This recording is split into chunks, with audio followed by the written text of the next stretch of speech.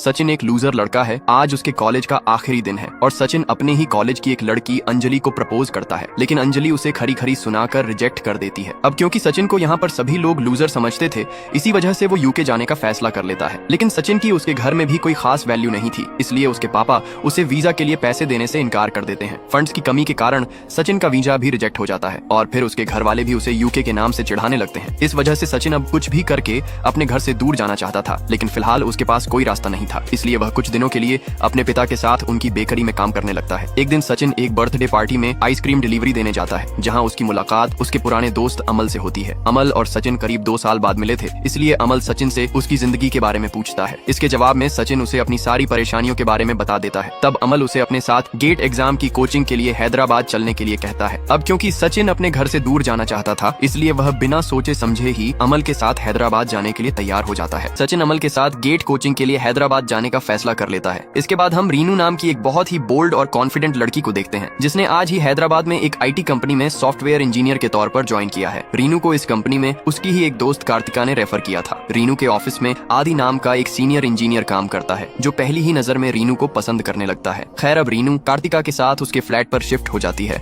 जहाँ पहले से ही उसकी दोस्त निहारिका रहती है। निहारिका एक बिंदास, बेफिक्र और बेवड़ी लड़की है। जल्दी ही रीनू अपनी कंपनी के लोगों में घुल मिल जाती है। वहीं दूसरी तरफ अमल और सचिन भी हैदराबाद पहुंच जाते हैं। अगले दिन सचिन अमल के कोचिंग सेंटर में एडमिशन ले लेता है, लेकिन क्लास में उसे न तो कुछ समझ आता है और न ही उसका मन लगता है। जल्दी ही उसे एहसास हो जाता है कि गेट की तैयारी उसके बस की बात नहीं है, इसलिए वो फैसला करता है कि वो ये कोर्स बीच में ही छोड़कर अपने दूसरे दोस्त वैशाख के पास चेन्नई चला जाएगा और 6 महीने बाद एक बार फिर यूके वीजा के लिए अप्लाई करेगा। उनको बीच में ही छोड़कर हैदराबाद से अपने दोस्त वैशाख के पास चेन्नई जाने का फैसला कर लेता है। लेकिन अमल सचिन को समझाता है कि उसे किसी एक चीज पर फोकस करना चाहिए, वरना वो जिंदगी में कभी सफल नहीं हो पाएगा। तभी इनके पास कोचिंग सेंटर का एक टीचर आता है और उन्हें अपनी शादी में इनवाइट करता है। अमल और सचिन सर की शादी में जाना तो चाहते थे, लेकिन प्रॉब्लम यह थी कि सर की शादी आंध्र में थी और इतनी गर्मी में वो बस में सफर नहीं करना चाहते थे। तब अमल सचिन से कहता है कि वह कहीं से कार का इंतजाम कर लेगा। वहीं दूसरी तरफ रीनू अपने ऑफिस में अपने दोस्तों के साथ एक गेम खेल रही थी, जिसमें रीनू का टीएल मजाक में उससे पूछता है कि वह ऑफिस में से किसे जान से मारेगी, किसे भाई बनाएगी और किससे शादी करेगी। इसके जवाब में रीनू कहती है कि वह टीएल को जान से मारेगी, शरीन को भाई बनाएगी और आदि से शादी कर लेगी। और आदि भी ये बात सुन लेता है और वह इस मजाक को सीरियसली लेता है और उसे लगता है कि रीनू भी उसे पसंद करती है। खैर, यहाँ पर हमें पता चलता है कि सचिन और अमल के टीचर की शादी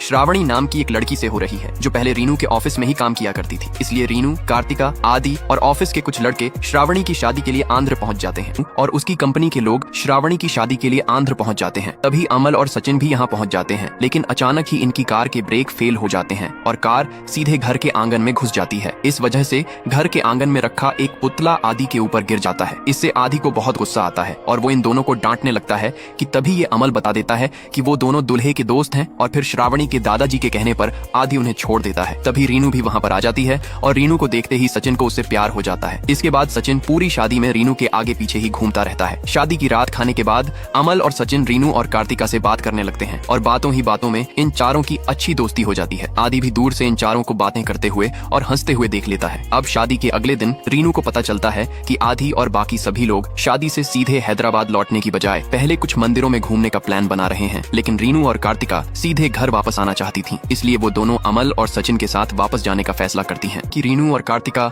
अमल और सचिन के साथ आंध्र से हैदराबाद वापस जाने का फैसला करती हैं। लेकिन यह बात आदि को बिल्कुल पसंद नहीं आती। वह रीनू और कार्तिका को जोर डालता है कि वे अमल और सचिन के साथ न जाएं, लेकिन रीनू किसी तरह उसे समझाकर मना लेती है। फिर चारों कार से हैदराबाद के लिए निकल जाते हैं। ये चारों रास्ते भर मस्ती करते हैं और इनके बीच बहुत अच्छी दोस्ती हो जाती है। हैदराबाद पहुंचने के बाद सचिन और अमल रीनू और कार्तिका को उनके फ्लैट पर ड्रॉप कर देते हैं। इसके बाद सचिन चेन्नई जाने का प्लान कैंसिल कर देता है, जिसे देखकर अमल उससे उसका आगे का प्लान पूछता है तो सचिन बताता है कि वो यहाँ हैदराबाद में ही कोई जॉब कर लेगा और ये दोनों रीनू के फ्लैट के आसपास ही कोई पीजी या फ्लैट ले लेंगे, ताकि वो रीनू से बार बार मिल सके। अगले दिन अमल सचिन को एक फ्राइड चिकन कैफे में जॉब दिलवा देता है। इसके बाद अमल कार्तिका से उसके एरिया में किसी पीजी के बारे में पूछता है और कार्तिका उसे एक पीजी के मालिक का नंबर दे देती है। फिर सचिन और अमल रीनू और कार्तिका के फ्लैट के पास ही एक पीजी में शिफ्ट हो जाते हैं। इसके बाद ये दोनों रीनू और कार्तिका को पीजी दिलाने के लिए थैंक्स बोलते हैं। यहाँ पर रीनू और कार्तिका को लग रहा था कि अमल कार्तिका को पसंद करता है, कि अमल और सचिन रीनू और कार्तिका के फ्लैट के पास ही एक पीजी में शिफ्ट हो जाते हैं ताकि सचिन अपने दिल की बात रीनू से कह सके। इसके बाद ये दोनों रीनू और कार्तिका को पब जाने के लिए पूछते हैं और रीनू और कार्तिका भी इसके लिए मान जाती है। जब रीनू और कार्तिका पब के लिए घर से निकल रही थी तो उनकी रूममेट निहारिका भी उनके साथ जाने की जिद करने लगती है। लेकिन यहाँ पर प्रॉब्लम ये थी कि इस पब में केवल कपल्स को एंट्री मिलती थी, इसलिए कार्तिका सचिन को फोन करके